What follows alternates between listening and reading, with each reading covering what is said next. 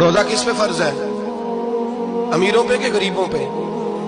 جی کہنے نے میں تے کام ہی میرا تو کام ہی محنت مزدوری والا، میں کیسے روزہ رکھوں؟ میں تو دیہڑی لگاتا ہوں تو روزہ کیسے رکھوں؟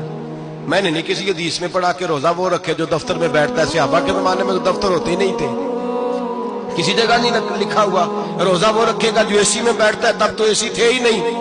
حضرت ابوبکر صدیق رضی اللہ تعالیٰ عنہ سے لے کر جناب بلال تک سارے اپنے ہاتھ سے کام کرتے، سارے اپنے ہاتھ سے کام کرتے، سارے۔ حضرت عمر فاروق رضی اللہ تعالیٰ عنہ خلیفہ وقت ہونے کے باوجود مال غنیمت کے اونٹ چرنے جاتے تھے تو چراگاہ میں چھوڑنے میں جاتے تھے، لینے بھی آتے تھے واپس۔ سارے لوگ اپنے ہاتھوں سے مشقت والے کام کرتے۔ حضرت بلال مزدوری کرتے، سلمان فارسی مزدوری کرتے، مقداد مزدوری کرتے، صحابہ مزدوریاں کرتے، روزے رکھتے۔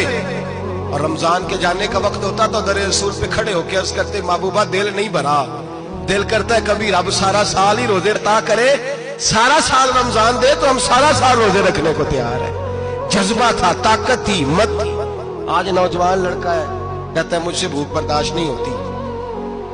میرے بھائی رب بیماری لا دینا، اللہ سے دعا مانگے اللہ شفائیں عطا فرمائے، اور دعا کریں اللہ آزمائش سے محفوظ فرمائے۔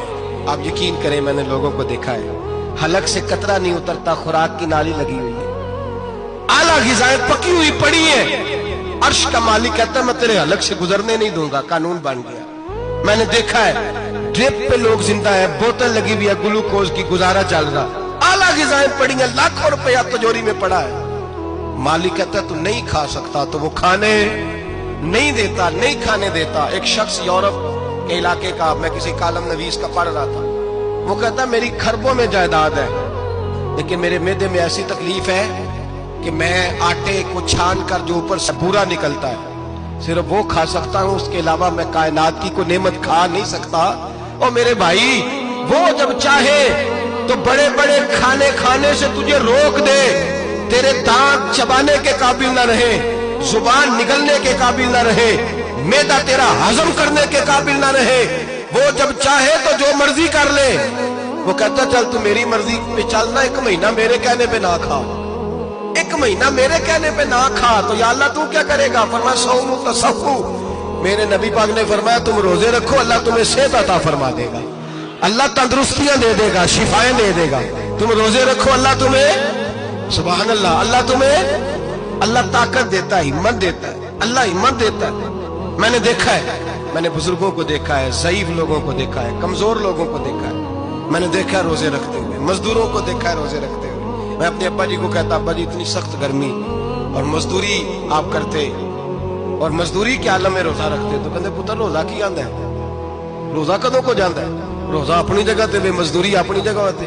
اور کئی دفعہ مینوں فرمان لگے، مینوں یاد سمجھ کوئی نہیں لگتی، پتہ نہیں روزے چ اللہ طاقت کتھوں دے چھڑدا ہے، نہیں زیادہ کام بھی زیادہ کریدا ہے تے روزہ بھی رکھ۔ بھائی صوم تصفو، میرے مصطفیٰ نے فرمایا تو روزہ رکھ اللہ تجھے صحت عطا فرما دے گا۔ رب تعالیٰ تجھے، یہاں ہوٹل کھلے ہوئے ہیں، یہاں عجیب حالات ہیں، ہوٹل کھلے ہوئے ہیں، لوگ بہانے ڈھونڈتے پھرتے ہیں، کہتے ہیں کٹ لگ گیا تھا، ذرا تھوڑا سا خون نکل آیا، سنی پلاس لگائی ہے تو روزہ نہیں رکھا، یہ ذرا مجھے تھوڑی دقت ہو گیا تو میں نے روزہ نہیں رکھا، کھانسی لگ گئی ہے تو روزہ نہیں رکھا۔ او خدا کے بندے، روزہ تو نعمت ہے۔ اور سبحان اللہ، میرے نبی پاک نے فرمایا لکل شیء زکات و زکات الجسد الصوم، فرمایا ہر شے کی زکات ہوتی ہے، وجود کی زکات روزہ ہے۔